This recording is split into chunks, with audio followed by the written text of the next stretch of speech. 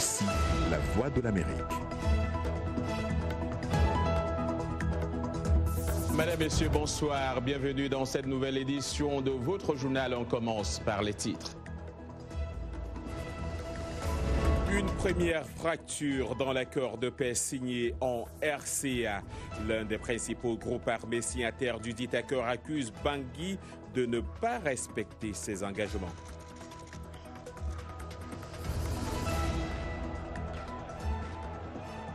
La pilule d'un 5e mandat d'Abdelaziz Bouteflika est difficile à avaler en Algérie. De nombreuses manifestations ont encore eu lieu à travers le pays.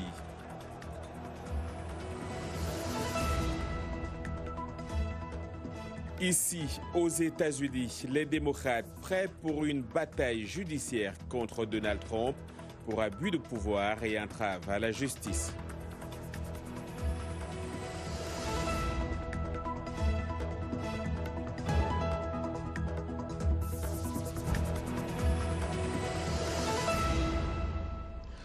Bonsoir. L'accord de paix signé début février entre gouvernement et groupes armés en Centrafrique tiendra-t-il la route? Cette question est plus que jamais au centre des débats à Bangui, au regard des premières fractures observées après la formation du nouveau gouvernement. En effet, dimanche, en application de l'accord signé le 6 février à Bangui et négocié des semaines durant à Khartoum, un gouvernement inclusif a été formé. Mais dans la nouvelle équipe gouvernementale, aucun ministère régalien n'a changé de titulaire. Si des 14 groupes armés ont obtenu chacun un ministère, de plus, le poste de Premier ministre a été attribué à un proche du président Faustin Archange Touadéra, en l'occurrence son ancien directeur de cabinet, Firmin Grebada. Les groupes armés qui réclamaient à l'origine un Premier ministre issu de leur rang n'ont pas eu gain de cause. Ils espéraient aussi des portefeuilles d'importance selon des sources concordantes, d'où la déception de certains. Et pour parler de cette actualité, allons à Bangui où nous attend via Skype Vladimir Montero, le porte-parole de la MINUSCA, la mission des Nations Unies en Centrafrique. Monsieur Montero, bonsoir. Alors, l'ONU s'est beaucoup impliquée dans la signature de l'accord de paix entre gouvernement et groupes armés centrafricains. Quel est le sentiment qui vous anime à la suite des premières fractures de cet accord? Vous savez, la signature de l'accord le 6 février dernier, après les pourparlers de Khartoum, était un moment extrêmement important, mais ce n'était qu'une étape. L'étape la plus difficile, et tout le monde en est conscient, c'est la mise en œuvre, et nous travaillons tous pour que l'accord soit mis en œuvre et que les engagements des différentes parties soient respectés. Nous avons un représentant spécial et chef de la MINUSCA qui vient d'arriver en République centrafricaine. Il a été reçu par le président. Il a été reçu également cet après-midi par le Premier ministre. Et la question de l'accord a été parmi les points abordés avec les autorités centrafricaines. Et la MINUSCA, les Nations Unies, vont continuer à aider les parties justement pour que cet accord soit mis en œuvre, que l'esprit de Khartoum reste encore vivant et pousse toutes les parties à aller de l'avant. Alors, visiblement, la formation du gouvernement, ou mieux la répartition des postes ministériels, ne plaît pas à tout le monde. Certains groupes armés estiment que le gouvernement ne respecte pas ses engagements, même si cet après-midi, le Premier ministre disait que le gouvernement respecte ses engagements. Est-ce que c'est votre avis et qu'est-ce qui a été prévu dans l'accord dans ce chapitre? Il y a un texte qui a été signé, qui est en train d'être expliqué à toute la population, aux différentes parties. C'est déjà en soi une tâche énorme parce que pour s'approprier, pour appuyer le document, il faut le comprendre. Et il y a beaucoup de défis et je suis sûr, et nous travaillons, quand je dis nous, ce ne sont pas que les Nations Unies, la MINUSCA, c'est l'Union africaine qui a été le facilitateur, c'est les pays voisins et les partenaires internationaux, justement pour que cet accord ne soit pas comme les précédents accords. Il a suscité énormément d'espoir Et les partis, le fait qu'ils se soient rencontrés, ont posé des jalons extrêmement importants. Nous sommes conscients des difficultés, mais nous allons et nous restons optimistes. Alors, la paix reste donc fragile dans le pays, mais y a-t-il une chance de ramener les mécontents autour de la table des discussions? Déjà, Khartoum était en soi une étape extrêmement importante. Pour la première fois, 14 groupes armés se sont assis avec le gouvernement pendant 10 jours et sont parvenus à un accord. Maintenant, on passe à l'autre étape qui est de la discussion, des mécanismes qui doivent être créés.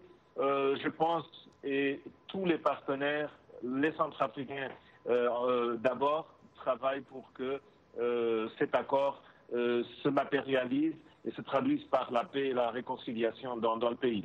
C'est un accord qui est signé après plusieurs années de conflits. Il faut s'attendre à des difficultés. C'est comme ça lorsqu'un accord est signé, mais nous irons de l'avant. Vladimir Montero, merci. Je rappelle que vous êtes le porte-parole de la MINUSCA, la mission des Nations Unies en Centrafrique. En RDC, pour la troisième fois en moins d'un mois, une attaque meurtrière a été perpétrée à Goma, dans la province du Nord Kivu. 6 personnes, dont un militaire des FARC, ont été tuées dans la nuit de samedi à dimanche. La population locale, en colère, a manifesté contre l'insécurité, alors que la police appelle à l'apaisement. Le reportage de Charlie Kassereka. Les habitants d'Endosho, quartier ouest de Goma, ont exprimé leur ras-le-bol suite à la tuerie de ce week-end et accusé la police de passivité face à l'insécurité grandissante.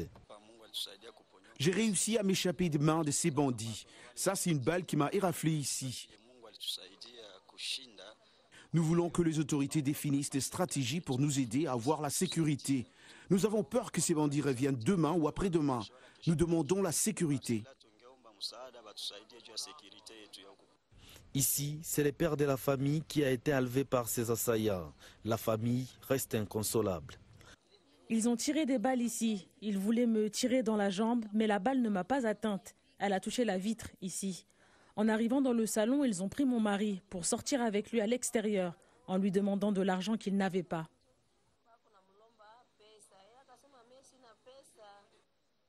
Dans la matinée, la population en colère est descendue dans la rue. Calico à la main porta des messages hostiles aux autorités politiques et militaires.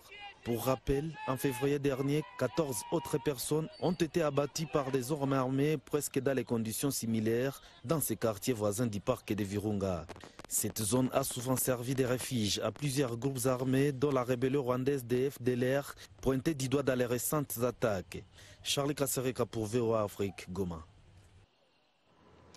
Le Tchad a annoncé dimanche la fermeture de sa frontière avec la Libye, un mois après l'intrusion d'une colonne rebelle venue du sud libyen, selon le ministre de la Sécurité, Mohamed Abba Ali Salah, en visite à Kouri-Bougoudi, dans le nord-ouest du Tchad, au Tibesti, théâtre d'affrontement entre des orpailleurs et l'armée ces derniers mois. Le ministre a indiqué que cette zone est devenue un carrefour de tous les malfrats, des terroristes et des rebelles. Le nord du Tchad est très lié au sud libyen, d'où vient la majorité des ravitaillements en nourriture. Également dans l'actualité ce soir, de nombreux Algériens ont exprimé leur colère au lendemain de l'officialisation de la candidature à un 5e mandat du président Abdelaziz Bouteflika. Les électeurs estiment que le président a révélé son mépris de la contestation à laquelle il fait face. Plus de détails avec Blanche Sanou.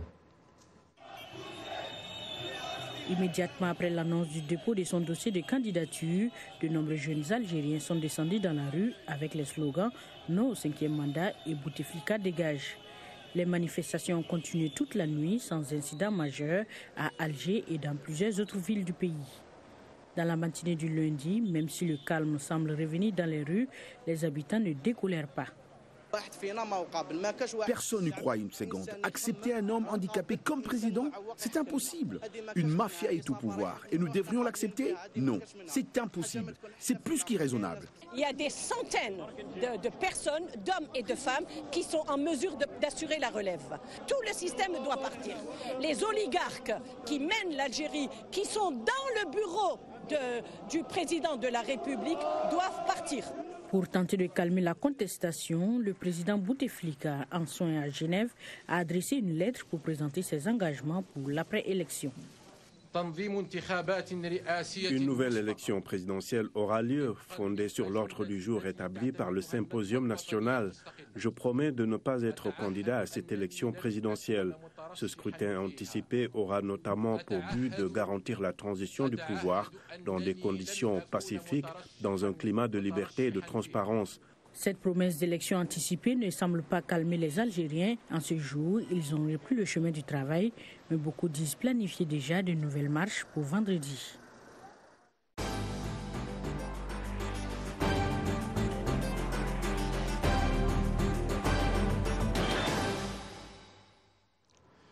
Ici, aux États-Unis, les démocrates au Congrès se préparent à ouvrir plusieurs enquêtes pour abus de pouvoir et entrave à la justice contre le président Donald Trump. La commission judiciaire de la Chambre des représentants a officiellement demandé ce lundi des documents à une soixantaine de personnes proches du président. Les explications d'Abdourahmane Dia. Entre le président Donald Trump et les démocrates, c'est le branle-bas de combat et il se mène sur plusieurs fronts. Le président de la commission judiciaire de la Chambre des représentants annonce qu'il est à la recherche de documents de la part d'officiels ou d'anciens employés de la Maison-Blanche, des membres de la famille Trump, des compagnies du président ou encore de ses activités caritatives. De la Maison-Blanche au département de la justice, en passant par Donald Trump Jr., Allen Weisselberg, pour commencer les enquêtes pour présenter aux Américains le dossier d'entrave à la justice, corruption et abus de pouvoir. Le président Trump, lors d'un rassemblement de conservateurs ce week-end, s'en est violemment pris aux démocrates qui contrôlent désormais la Chambre des représentants. Il n'y a pas de collusion. Maintenant, il commence à dire on va inspecter chaque affaire qu'il a conclue par le passé. Nous allons fouiller dans ses finances, vérifier les accords qu'il a signés. Ces gens sont malades. Et ce n'est pas le seul problème auquel le président doit faire face. Maintenant, son administration doit se justifier sur sa décision d'ignorer les recommandations de la CIA sur l'enquête de moralité de son gendre et conseiller Jared Kushner. Selon plusieurs médias américains, les enquêteurs ont demandé que Kushner n'ait pas accès aux informations sensibles à la Maison-Blanche. Il y a quelques mois, le président avait nié avoir joué un rôle quelconque dans la décision d'accorder ce privilège à Jared Kushner. Et puis, réagissant au lancement de ces enquêtes, le président Donald Trump a qualifié cet après-midi ce dossier de bidon. Toujours ici aux États-Unis, au moins 23 personnes ont été tuées dimanche par une tornade qui a provoqué des dégâts catastrophiques en Alabama, dans le sud-est du pays, selon le shérif local. Le shérif du comté de Lee, situé dans l'est de l'Alabama, à la frontière avec la Géorgie, a aussi fait état de plusieurs personnes portées disparues et d'autres hospitalisées avec des blessures très graves. Le président Donald Trump a adressé ses condoléances aux personnes affectées. Les États-Unis ont réduit ce lundi leur représentation auprès des Palestiniens en incorporant le consulat général qui fait office de représentation diplomatique auprès des Palestiniens à leur ambassade auprès d'Israël, ambassade nouvellement installée à Jérusalem. C'est ce que fait savoir le département d'État américain. Cette décision annoncée le 18 octobre par le secrétaire d'État américain Mike Pompeo s'inscrit dans le contexte d'une dégradation continue des relations entre l'administration de Donald Trump et les Palestiniens. Vous regardez Le Monde aujourd'hui en direct de Washington sur VOA Afrique.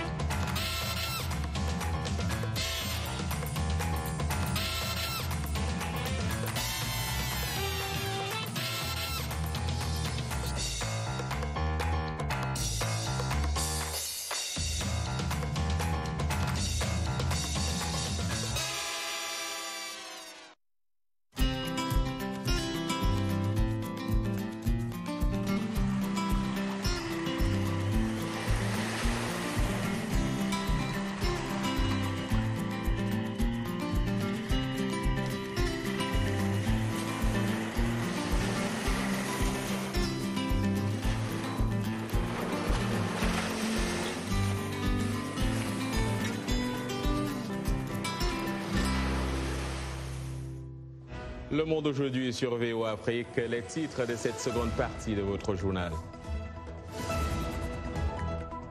Dans Afrotech ce lundi, Arzuma Compaoré revient sur le lancement du premier satellite rwandais, alors que les États-Unis et la Chine, eux, se tiraillent à la Silicon Valley.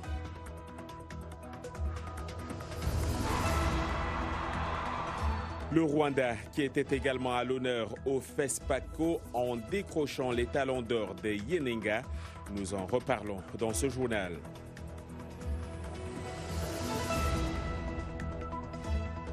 En sport, le Raja Casablanca dénonce un massacre arbitral et demande à la CAF d'enquêter sur son match contre la RS Berkane en Coupe CAF.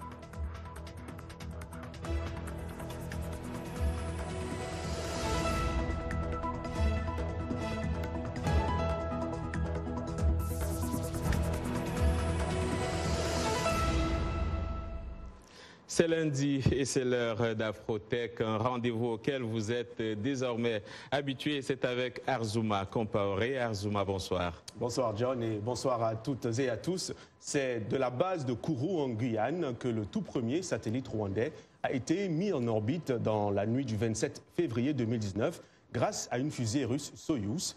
Iserekezo, le satellite rwandais, a été construit à Toulouse, en France, en même temps que 5 autres dédiés à la communication Internet. C'est le fruit d'un partenariat entre le ministère rwandais des télécommunications et le programme OneWeb d'une entreprise américaine du même nom basée en Virginie. Alors, le nouveau satellite rwandais devrait permettre un accès haut débit à Internet dans les écoles des zones rurales reculées du pays, donc le Rwanda. Toujours dans l'actu tech, et puisque nous sommes dans l'espace, on y reste. La NASA et la compagnie SpaceX d'Elon Musk ont réussi un nouveau pari, celui d'affréter et d'opérer le tout premier vaisseau spatial commercial américain en lançant la capsule Dragon, qui s'est jointe avec succès dimanche à la Station spatiale internationale. Il n'y avait à bord qu'un mannequin d'essai nommé Ripley, mais c'est une avancée considérable puisque, jusqu'à présent, les États-Unis comptent sur la Russie pour envoyer des astronautes sur la Station spatiale internationale et sont facturés environ 80 millions de dollars par trajet.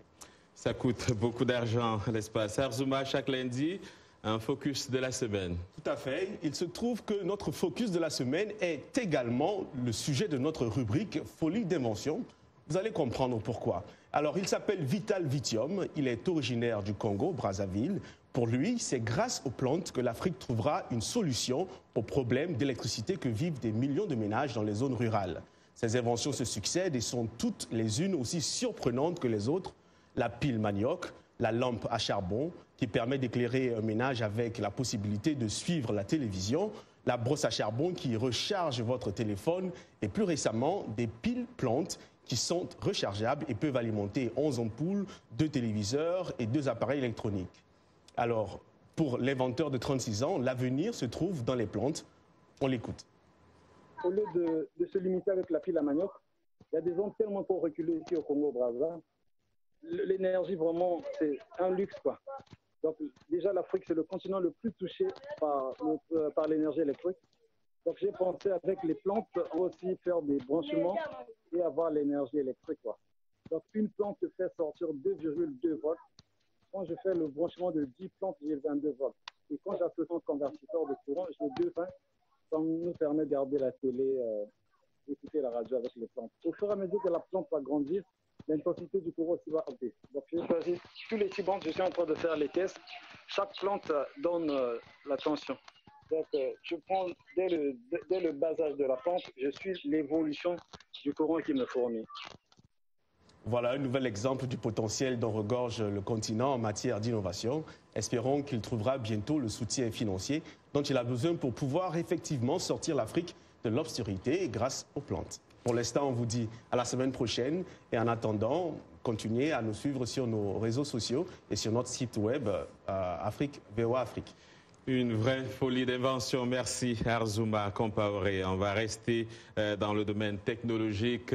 Allons toujours ici donc aux États-Unis. Les États-Unis et la Chine négocie toujours pour trouver un accord commercial et que les objectifs technologiques de la Chine suscitent des préoccupations aux États-Unis, la Silicon Valley est tiraillée entre les deux superpuissances. Les entreprises chinoises s'emploient par exemple déjà à construire des réseaux de communication sans fil, c'est-à-dire 5G, dans le monde entier, ce qui, selon les États-Unis, risque de donner à Beijing d'énormes possibilités en matière de surveillance électronique. C'est un reportage de Michel Quinn, le récit est de Raïssa Girondin.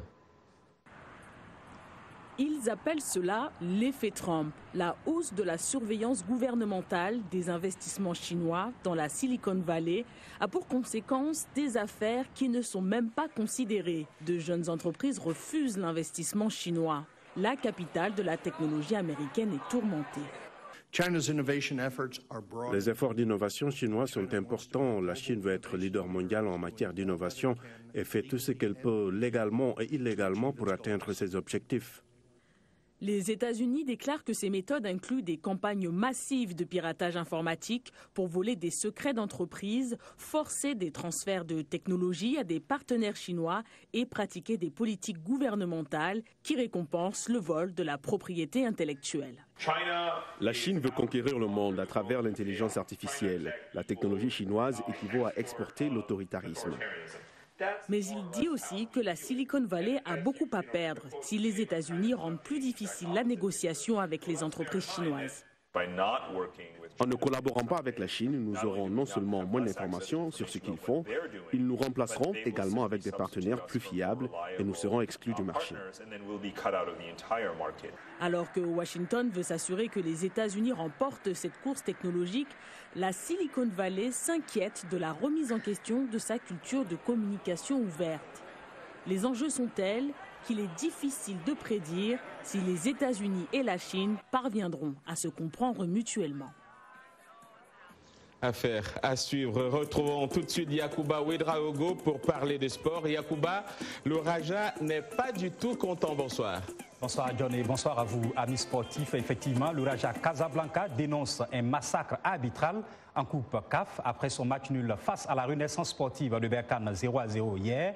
L'Aigle Vert demande à l'instance africaine de football d'enquêter sur ce match sous peine de se retirer de toutes les compétitions africaines. Les Rajaouis accusent l'arbitrage du Camerounais Antoine Max Depadou Efa Essouma. L'officiel a d'abord refusé un pénalty pour un tirage de maillot de Mohamed Aziz sur Badr Benoun avant la mi-temps, puis un but au Rajaoui dans les dernières secondes. Tenant du titre donc et toujours en quête de leur première victoire, les hommes de Patrice Carteron ont bien cru toucher au but dans le choc marocain contre leur rival de la Renaissance Berkane. Mais les deux équipes se sont séparées sur un score de 0-0. Une grosse déception pour le technicien français du Raja, Patrice Carteron. Aujourd'hui, on a parfaitement maîtrisé du début à la fin. Au niveau défensif, on a été très bon. On n'a concédé aucune occasion de mémoire dans ce match. Et après, on a su aller chercher la victoire. On nous a ôté de manière très suspecte. Maintenant, pas grand-chose d'autre à dire, hein, si ce n'est que je suis extrêmement déçu pour les joueurs parce qu'ils méritaient de prendre les 3 points et on leur a privé de 2 points. En face, la Renaissance sportive de Berkane se félicite de ce résultat et invite les Rajaouis à se focaliser sur les jeux. C'est du moins l'avis de l'attaquant burkinabé de Berkane, Alain Traoré. C'est un très bon match. On a pris ces points qu'on voulait. Voilà, on ne voulait pas perdre surtout ce soir. Pour l'effet du jeu que les supporters des Raja ou les joueurs des Raja parlent, je pense que l'arbitre a sifflé bien avant qu'il touche au ballon. Et donc voilà, pour moi, il n'y a absolument pas but parce qu'il a sifflé bien avant et puis il y a faute. Je pense qu'il joue beaucoup avec le public, avec beaucoup de faits de jeu. Je pense qu'ils ont beaucoup de qualités pour jouer au ballon au lieu de jouer qu'avec des faits de jeu. Dans les autres matchs, les Congolais de l'AS Otoo Doyo se sont emparés de la 2e place en faisant chuter le Hassania Agadir 1-0. L'Étoile du Sahel a enchaîné face à Enugu Rangers 2-0. Le CS Sfaxien est allé faire un match nul à Ouagadougou face à Salitas. Belle opération pour les Ghanéens d'Asante Kotoko, dominateur des Zambiens de Nkana 3-0. Al Hilal a pris le dessus sur l'autre club zambien de Zesco. Et enfin, le Zamalek s'est relancé en s'imposant 1-0 sur le terrain des Angolais de Petro Atlético. En Europe, le Real Madrid, triple tenant du titre, doit chasser les doutes contre l'Ajax Amsterdam. Demain, en huitième de finale, retour de la Ligue des Champions. Les deux classicos perdus contre Barcelone à domicile ont coûté cher aux merengues. En une semaine, ils ont dit adieu à la Coupe du Roi et abandonné presque toutes leurs chances en Liga. En état relégué à 12 points du leader catalan, il ne reste que la Ligue des Champions pour sauver la première saison de Santiago Solari. Les statistiques penchent du côté madrilène. Ils ont réussi à se qualifier pour les quarts lors des 8 dernières éditions. Quant à l'Ajax, elle n'a plus, atteint le top 8 depuis 2003. Dans l'autre huitième de finale retour, Dortmund rêve de faire mentir les chiffres. Après avoir craqué 3-0 à Wembley, les leaders de la Bundesliga espèrent l'exploit contre Tottenham dans le chaudron de l'Iduna Park. À demain. Merci Yacouba Ouedraogo. Et l'on n'a pas fini de parler du FESPACO. La 26e édition a pris fin samedi au Burkina Faso avec au finish de nombreuses récompenses. Lamine Traoré.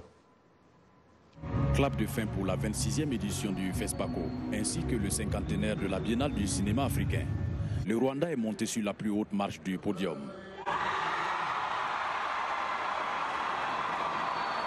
The Mercy of a Jingle, en français, La miséricorde de la jungle, du jeune réalisateur rwandais Joël Karekezi, 33 ans, a remporté l'étalon d'or de Yerika, le prestigieux prix d'une valeur de 20 millions de francs CFA, soit plus de 34 000 $. Aujourd'hui, c'est un grand jour. C'est un film qu'on a fait, je dirais que c'était pas facile, mais être en compétition, c'était aussi un grand honneur pour nous. Et gagner ce soir, c'est un appui vraiment, ça m'encourage. Le film Karma de Khaled Youssef de l'Égypte a remporté l'étalon d'argent, tandis que le bronze a été l'affaire de la Tunisie, avec Fatwa de Ben Momoud. Mohamed Chalouf est son représentant. Il y a un prix qui vient du Burkina, mon deuxième pays, parce que moi je viens au FESPACO depuis 1985. Je suis quelqu'un qui a eu la chance de connaître Thomas Sankara. J'étais là en 85, en 87, et l'espoir qu'il nous a donné pour changer notre destin est très fort chez nous. Somme toute, très bonne représentation du Maghreb, qui a aussi ramené le poulain de bronze en la personne de Nadia Arek. Beaucoup d'émotions, donc je suis très émue, énormément émue. C'est un honneur d'être ici. Ça a été pas facile, mais je suis très contente d'être là. La fête du cinéma africain prend fin ainsi dans la capitale burkinabé, Ouagadougou. Durant une semaine, des milliers de festivaliers étaient réunis pour célébrer le cinéma d'Afrique et de sa diaspora. Rendez-vous en 2021 pour la 27e édition. Lamine Traoré pour VOA Afrique, Ouagadougou. Merci d'avoir suivi et à demain.